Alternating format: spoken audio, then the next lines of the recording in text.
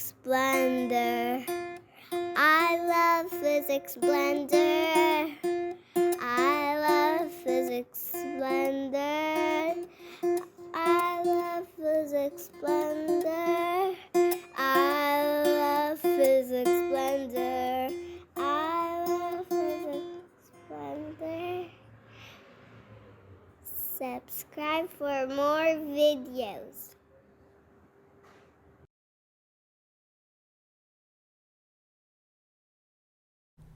Question 2. We have a healthy human ear can hear a range of frequencies. What do we call this expression? You should use scientific terminology. It's called audible range. Audible range. What do you know about audible range? Audible range, it's range between 20 hertz and 20 kilohertz. And we said earlier that any sound exceeding 20 kilohertz, any frequency exceeding 20 kilohertz, we call it ultrasound. And any sound, its frequency below 20 hertz, we call it infrasound. Is it clear? Okay, so draw a ring around circle here, the range for the human hearing. It's clear, I said it already, it's 20 hertz to 20 kilohertz. Okay, the next question is also very important, to define ultrasound. What do you mean by the term ultrasound? You can say, as I said now, ultrasound, it's a frequency above 20 kilohertz or 20,000 hertz. So you can say frequencies of sound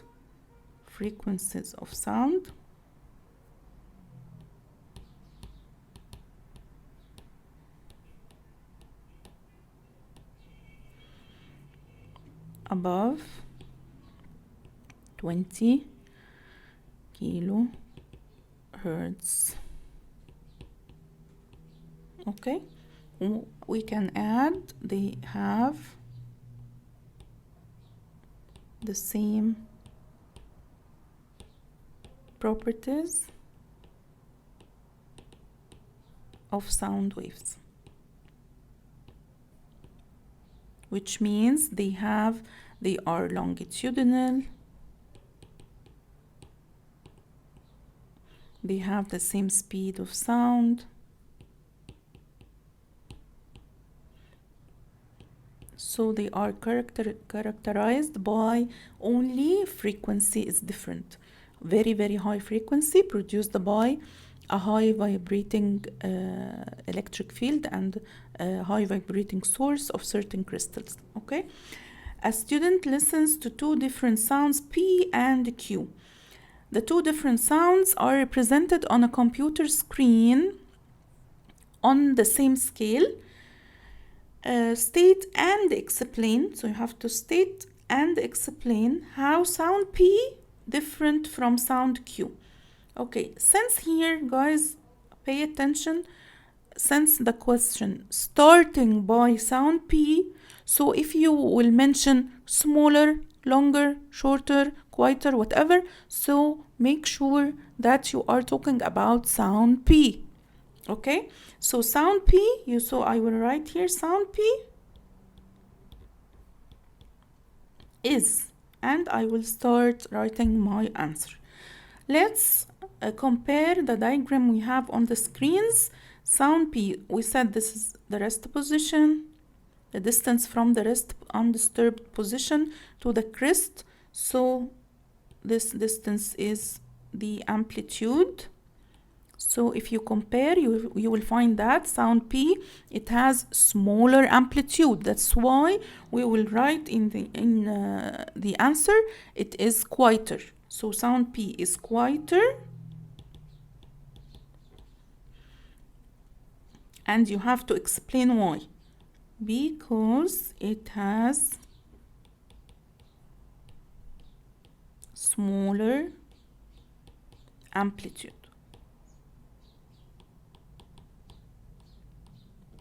Okay? What about you have to describe, and we said we have many features.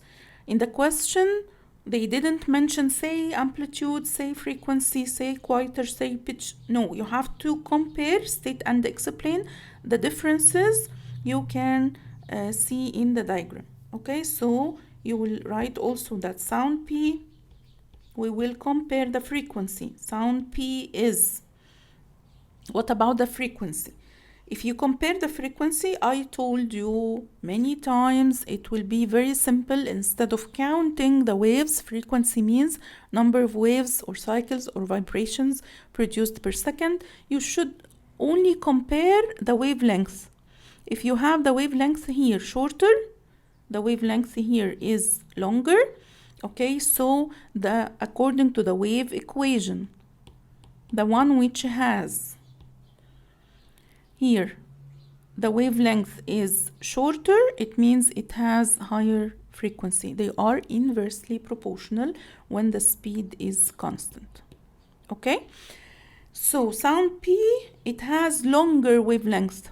Since it has longer wavelength, so it has longer wave length. It means it has lower frequency. So it has lower pitch.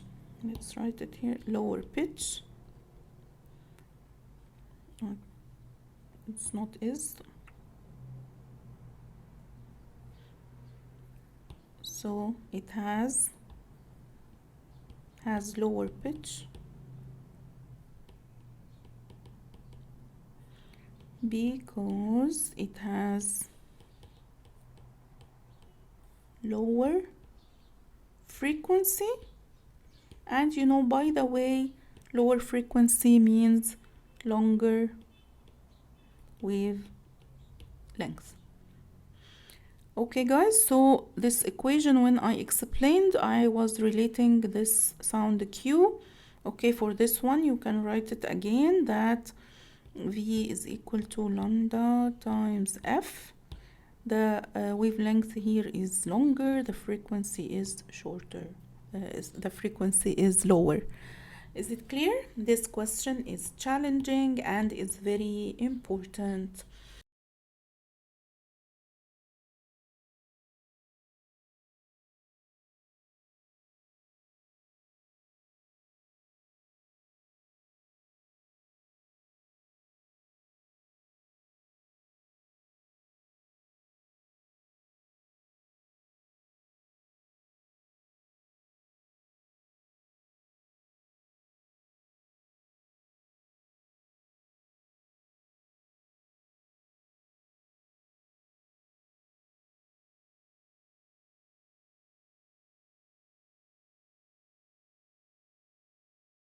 Subscribe for more videos. I love physics splendor. I love physics splendor. I love physics splendor. I love physics splendor. I love physics splendor.